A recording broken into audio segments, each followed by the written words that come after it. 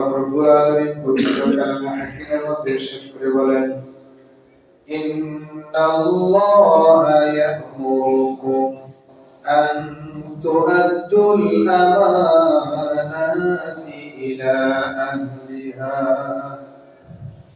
আল্লাহ পাক রব্বুল আলামিন সূরাতুন নিসা 58 নং আয়াতে সুস্পষ্ট করে বলছেন, ইন্নাল্লাহা ইয়া'মুরুকুম, আল্লাহ পাক রব্বুল আলামিন তোমাদেরকে আদেশ দিচ্ছেন, নির্দেশ প্রদান করছেন।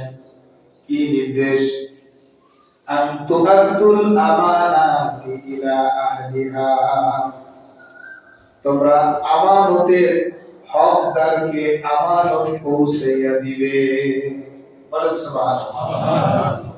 মানে এই আয়াতের মধ্যে আল্লাহ পাক রব্বুল আলামিন বলছেন, যেই জিনিসের প্রাপ্য যেই ব্যক্তি ওই জিনিসটা আর কাছে পৌঁছে দিবে। কার হুকুম? আল্লাহ পাক রব্বুল আলামিনের হুকুম। আল্লাহ পাক রব্বুল আলামিন পরবর্তীতে বলছেন, ওয়া ইযা হাকামতুম বাইনান নাসি আন তাহকুমু বিল আদল, আর যখন তোমাদেরকে রায় প্রদান করার সুযোগ দেওয়া হয়, তোমরা যখন বিচারক থাকো, তখন তোমরা ইনসাফের সহিত ন্যায় পরায়ণতার সহিত বিচার কাজ সম্পন্ন করো। বলেন সুবহানাল্লাহ। এগুলি কার কথা? আল্লাহর কথা। সকলে একটু জবাব করে বলেন, কার কথা? আল্লাহর কথা। তাহলে প্রথমত আমানতের হকদারকে আমানত দিতে হবে। দ্বিতীয়ত বিচার ফায়সালার সুযোগ পেলে ইনসাফের সহিত বিচার বাস্তবায়ন করতে হবে। কার কথা? আল্লাহর কথা। ভালো করে বুঝেন, কার কথা? আল্লাহর কথা। আজকে ওয়াজের পাঠ হবে দুইটা। কারণ হচ্ছে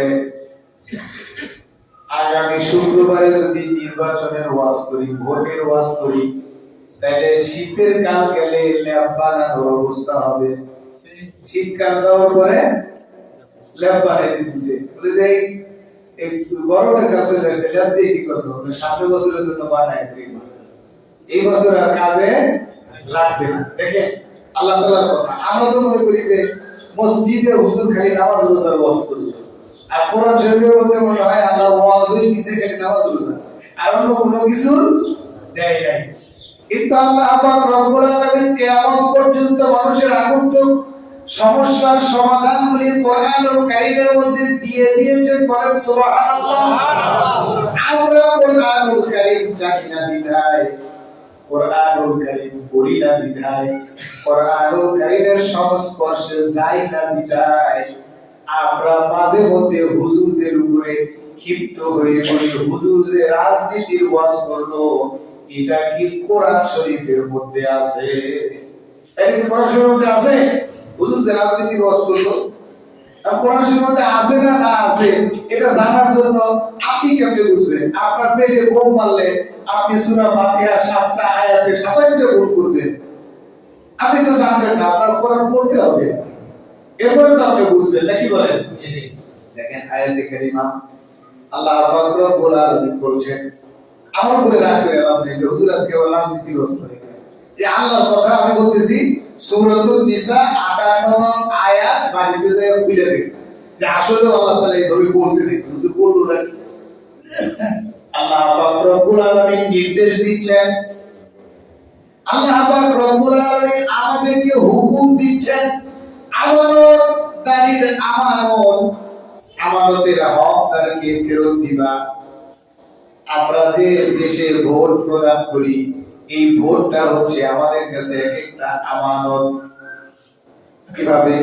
এই রাষ্ট্র পরিচালনার পরবর্তী হকদার কে, এটা ফয়সালা হয় আমাদের ভোটের মাধ্যমে, ঠিক কি না বলেন?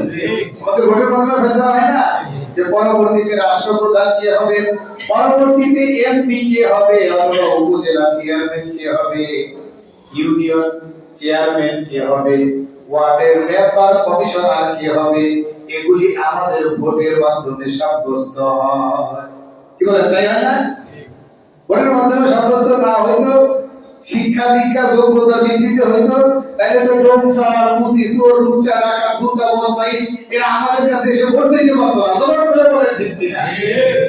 এখন ভোটের মাধ্যমে হয়, সিস্টেমটা এরকম করা হয়েছে যে আসলে কার মাধ্যমে আপনি সমাজ পরিচালনা করতে চান জনগণ হিসেবে আপনি রায় দেন, ঠিক কিনা বলেন? আপনি ভোট দেন, আপনি সম্মতি দেন। তাহলে এই ভোট আমরা কিভাবে দিব? বলে কেন হুজুর সহজ বুদ্ধি, আগের দিন রাত্রে এসে যে 1000 টাকার একটা নোট দিবে, পরের দিন তার মাথার উপরে সিল মেরে দিব। বাংলাদেশে এটা চলে কিনা? ভোট যে কার দিব এখন ঠিক করতে পারি না, এটা কারণ কি কার বোঝা কেউ তো কিছু দিল না, এজন্য ভোট যে কার দিব এখন ঠিক করতে পারি না। আবার ভোট একটা তিনজনের কাছে থেকে খাইছে, এরপরে আরো দুই যেগুলা মানে লেস পার্টি একেবারে দুর্বল তাদের কাছে যায়, তোমার তো অবস্থা ভালো না, তোমার জন্য আমার ভোটটা রেখে দিচ্ছি, ওরা তো অনেক পাবে, তুমি কিছু দেও। এরকম পাবলিক আমাদের সমাজে আছে না নাই? আছে। আপনি আপনার সিদ্ধান্ত, আপনাকে বিচারের ভার দেওয়া হয়েছে যে আপনি কাকে পরবর্তী জনপ্রতিনিধি নির্বাচিত করতে চান, এজন্য আপনাকে বিচারের ভার দেওয়া হয়েছে। আপনি একদিন যদি আপনার বিচার সঠিকভাবে করে দিতে পারেন, আগামী 5 বছর আপনি সঠিক বিচার প্রাপ্ত হবে। আর একদিন যদি এক নোটের বিনিময়ে বিচারের ক্ষেত্রে নয় ছয় করে থাকে, পরবর্তী 5 বছরে আপনার গাতে গাতে নাকানি সুবানি খাওয়া লাগবে।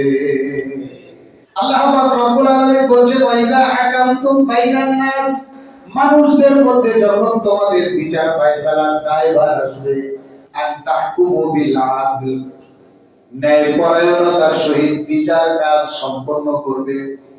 তোমার উপরে বিচারিক দায়িত্ব যে তুমি কাকে এমপি বানাবা। তুমি জানো ইতিপূর্বে এমপি হওয়ার পরে মাত্র 2টা বাড়ি করছে লন্ডনে, আর 3টা বাড়ি করছে ইউরোপে। দেশে তেমন কিছু করতে পারে নাই, 200 বিঘা জমি কিছু দখল করছে, আর কিছু ক্রয় করছে, আর কিছু সরকারি সম্পদ দাদার সম্পদ নামে চালায় দিয়ে নিজে ভোগ করতেছে। এরপরেও যখন 100 টাকার নোট তোমার হাতে দিছে, তুমি বিচার কার্য ফায়সালা করতে গিয়া তোমার পরবর্তী প্রতিনিধি হিসেবে তুমি তাকেই সাব্যস্ত করেছো। জেনে রাখো মুসলমান, আল্লাহ পাক রব্বুল আলামিন বলেন, ওয়ালা তাকতুমুশ শাহাদা, মিথ্যা সাক্ষী তোমরা দিও না, ফাইন্নাহু আতিমুন কলবু, মিথ্যা সাক্ষ্য দেওয়ার জন্য তুমি যে পাপিষ্ঠ হও সেটা তুমি নিজেও জানো। বলেন নাউজুবিল্লাহ। স্লোগান দেয় বাঙালি, আমার নেতার চরিত্র ফুলের মতো পবিত্র, নামাজ পড়ে না এতক্ত, গামছার সুযোগ পাইলেই টান মারে প্রতিভক্ত, এরপরেও বারংবার বলে আমার নেতার চরিত্র ফুলের মতো পবিত্র, জানে সামনে যায় হয় জামুরি খাওয়াবো আর না হয় চা খাওয়াবো। এই চায়ের আশায় না জামুরির আশায়, আর না হয় 200-400 টাকার আশায়, কয় আমার নেতার চরিত্র ফুলের মতো পবিত্র। আল্লাহ বলে ঠিক আছে, এইটা দিয়ে তোকে সাইজ করা, কারণ সে তো অসৎ। যখন অসুস্থ হয়ে আমরা মেডিকেলে যাব, তখন 100 টাকা ধরায় না দিলে টেস্ট করাবে না, বলে যে নাই এই টেস্ট এই হাসপাতালে হয় না। আবার 100 টাকা যদি ওই যে ক্লিনারের হাতে ধরায় দেওয়া যায়, আপনি আমার আব্বা আসেন, আপনার টেস্ট হয় না, মানে না হইলে সিঙ্গাপুর থেকে ডাক্তার এরপরে টেস্ট করায়। কয় টাকার বিনিময়ে? 100 টাকার বিনিময়ে। যদি ওই কি বলে ভূমি অফিসে যাই, কত নিয়ম কানুন, 2-4,000 টাকা দিলে আপনার কাজ সবার আগে হবে। এরপরে যত সরকারি কর্মকর্তা কর্মচারীর জায়গায় আছে, সঠিক ব্যক্তি নির্বাচন করার অভাবে দুর্নীতিবাজদের, অন্যায়কারীদের, লুটেরাদের সুযোগ দেওয়ার কারণে আমরা সৎ, নিষ্ঠাবান, ন্যায়পরায়ণ নেতা সাব্যস্ত করতে ভুল করার কারণে বারংবার আমরা ধরা খেয়েছি আর নাকানি চুবানি খেয়েছি। আল্লাহ পাক রব্বুল আলামিন বলেন, তোমাকে দায়িত্ব দিলাম, তোমার আমানত, তুমি সঠিক জায়গায় প্রয়োগ করবা। তোমাকে বিচার ভার দেওয়া হয়েছে, তুমি যে জায়গায় মন চায় এই জায়গায় দিতে পারবো না। আমাদের রাষ্ট্রীয় একটা স্লোগান, আমার ভোট আমি দেবো, যাকে খুশি তাকে দেবো। কিন্তু আমরা হুজুরেরা বলছি যে না, আমার ভোট আমি দেবো, যোগ্য লোক বুঝে দেবো। ঠিক কিনা বলেন? আমি ওই যে 1000 টাকার বিনিময়ে মন চাইছে আমি চোরকে দিছি, 5000 টাকার বিনিময়ে মন চাইছে আমি অন্যায়কারী ব্যক্তিকে সাপোর্ট করে দিছি। সে শুধুমাত্র নিজের ক্ষতি করে না, সমাজের ক্ষতি করে না, সে রাষ্ট্রের ক্ষতি করে ছাড়ে। একটু জবান করে বলেন ঠিক কিনা? এজন্য মুসলমান এখন বলে যে হুজুর ভোট দিব কাকে? সবই তো সুর। কারণ আমরা সুর দেখতে দেখতে, ডাকাত দেখতে দেখতে, মানে ওই যে একটা কথা আছে না যে সুর খায় জিন্দা করছে, এখন দই দেখলেও ভয় করে। মনে করে এইটা খেলেও কি হবে? জিবা পুড়ে যাবে। এজন্য আল্লাহ পাক রব্বুল আলামিন বলেন, ইয়া আইয়ুহাল্লাযীনা আমানু লা তাখুনুল্লাহা ওয়ার রাসূলা ওয়া তাখুনু আমানাতিকুম। আল্লাহ পাক রব্বুল আলামিন বলেন, হে ঈমানদার সকল, তোমরা আল্লাহ, আল্লাহর রাসূল এবং আমানতের খেয়ানত করো না। একটু জবান খুলে বলেন নাউযুবিল্লাহ। এজন্য আমরা আমাদের এই পবিত্র আমানত, আমাদের এই দায়ভার, এই ভোট আমরা কাকে দিব? সর্বোপরি যদি এরকম হয় যে সবগুলাকে চোর মনে হয়, মন্দের ভালো একটা কথা আছে না, আমাদের যাচাই বাছাই করে দেখতে হবে কার মধ্যে ইসলামের কিছু হইলেও আছে। কোন ব্যক্তি একটু মানে 5 জন দাঁড়াইছে বা 10 জন দাঁড়াইছে, এর মধ্যে থেকে আসলে অনেস্ট কে, এর মধ্যে থেকে সৎকে, কার মাধ্যমে দেশ, জাতি, মানবতা এবং ইসলামের কল্যাণ হবে, সেই সকল ব্যক্তিদেরকে আমাদের সাপোর্ট করার দরকার। জবাব খুলে বলেন ঠিক কিনা?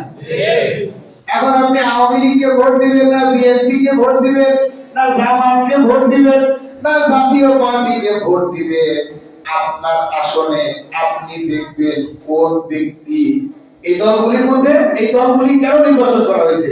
5 জন 10 জন বা 20 জন সিলেক্ট করা হয়েছে যারা এমপি ইলেকশন করবে। এর মধ্যে থেকে যেই ব্যক্তি সৎ, যেই ব্যক্তি দেশ, জাতি, মানবতা, ইসলামের পক্ষে কাজ করবে, ওই ব্যক্তিকে আমাদের সমর্থন করতে হবে। ঠিক কি না বলেন? হোক সে আওয়ামী লীগের, হোক সে বিএনপির, হোক সে জাতীয় পার্টির, যে দলেরই হোক না কেন, যার মধ্যে ইসলাম আছে, যার মধ্যে মানবতা আছে, যার মধ্যে দেশ প্রেম আছে, এমন ব্যক্তিকেই বেছে নেওয়া ইমানদারের দায়িত্ব। একটু জবাব খুলে বলেন ঠিক কি না? সম্মানিত হাজির, এই ভোটের জন্য আল্লাহর দরবারে জিজ্ঞাসিত হইতে হবে। কারণ এই যে আগে বলছি আজকে ওয়াজের পাঠ হয়ে যাবে 2টা, যার কারণে এই ভোটের উপরে আরো কোরআন হাদিসের অনেক যুক্তি, অনেক আয়াত আছে। আল্লাহ রাসূল সাল্লাল্লাহু আলাইহি ওয়াসাল্লাম বলেন, আলা কুল্লুকুম রাঈন ওয়া কুল্লু মাসউলুন আন রাইয়াতিহি, তোমরা প্রত্যেকেই দায়িত্বশীল, আর প্রত্যেকটি দায়িত্বশীলকে তার দায়িত্বের ব্যাপারে জিজ্ঞাসিত করা হবে। জবাব করে বলেন সুবহানাল্লাহ। আমার ভোটে প্রধানমন্ত্রী, আমার ভোটে এমপি, আমার ভোটে চেয়ারম্যান, আমার ভোটে মেম্বার, আমার ভোটে কমিশনার, আমার ভোটে মেয়র। ঠিক কিনা বলেন? আমার ভোটে, আমার ভোটে বলতে আমাদের সবার ভোটে। ঠিক কিনা বলেন? আমরা অনেকেই মনে করি যে ভোট দেওয়ার জায়গা নাই, দিতাম না। আপনি আপনার আমানতের খেয়ানত করলেন, আপনি রাষ্ট্রের একজন নাগরিক হিসেবে আপনার দায়িত্ব, আপনি ভালোর দিকে সাপোর্ট দিবেন। ঠিক কিনা বলেন? কিন্তু আপনি ভালো দিলেন না, মন্দও দিলেন না, মানে দুদিন বান্দা কালমা চোর, না পায় শ্মশান না পায় গোস, মানে ও মানে ভালো নাই মন্দও নাই, ও ওর মধ্যে চলতেছে, ওর শ্মশানও পাবে না, ও গোরও পাবে না, ওই নাউজুবিল্লাহ। এজন্য আল্লাহর দরবারে জবাবদিহি করতে হবে। এজন্য আমরা ভোট দেওয়ার ক্ষেত্রে নির্বাচিত করব সৎ, যোগ্য এমন প্রার্থীকে, যার মাধ্যমে ইসলামের কল্যাণ হবে, দেশের কল্যাণ হবে, মানবতার উপকার হবে। এমন ব্যক্তিদেরকে নির্বাচন করার দায়িত্ব আল্লাহ তাআলা আমাদেরকে দিয়েছেন। বলি সুবহানাল্লাহ। এজন্য আমরা আমাদের পবিত্র আমানত রক্ষা করব।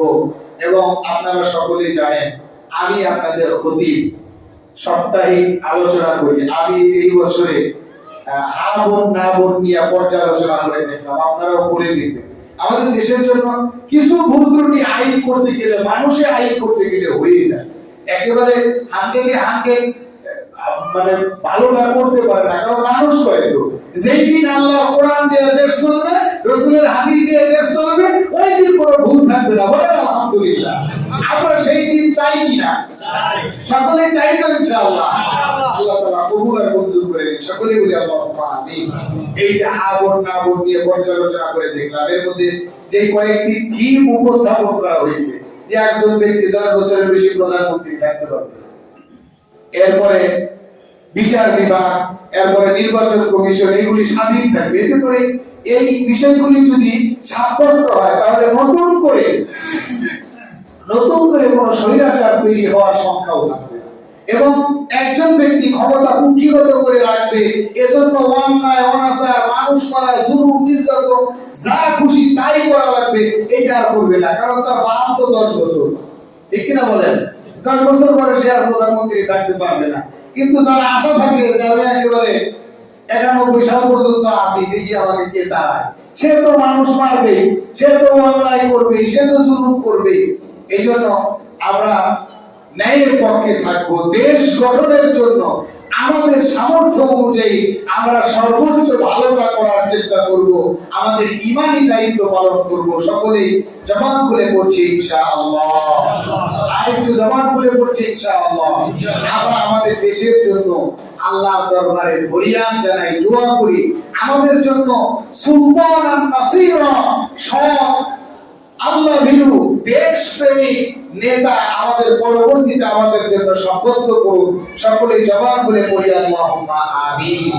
আল্লাহ পাক রব্বুল আলামিন আমাদের এই প্রিয় মাতৃভূমি, প্রিয় জন্মভূমি, যেখানে আমরা কাঁধে কাঁধ মিলিয়ে একত্রে ভাই ভাই হিসাবে বসবাস করতে চাই, শান্তি শৃঙ্খলা নিয়ে বাঁচতে চাই, এই আমাদের প্রিয় মাতৃভূমি জন্মভূমিতে যারা হট্টগোল তৈরি করতে চায়, যারা বিশৃঙ্খলা সৃষ্টি করতে চায়, যারা আমাদের দেশকে লুটে পুটে আমাদেরকে কষ্টে রেখে বিদেশে গিয়ে শান্তিতে থাকতে চায়, আল্লাহ পাক রব্বুল আলামিন তাদেরকে হেদায়েত দান করুন। সকলেই জবান খুলে পড়ি আল্লাহুম্মা আমিন। আল্লাহ তাআলা তাদেরকে সঠিক সবুজ দান করেন। সকলেই জবান খুলে পড়ি আল্লাহুম্মা আমিন।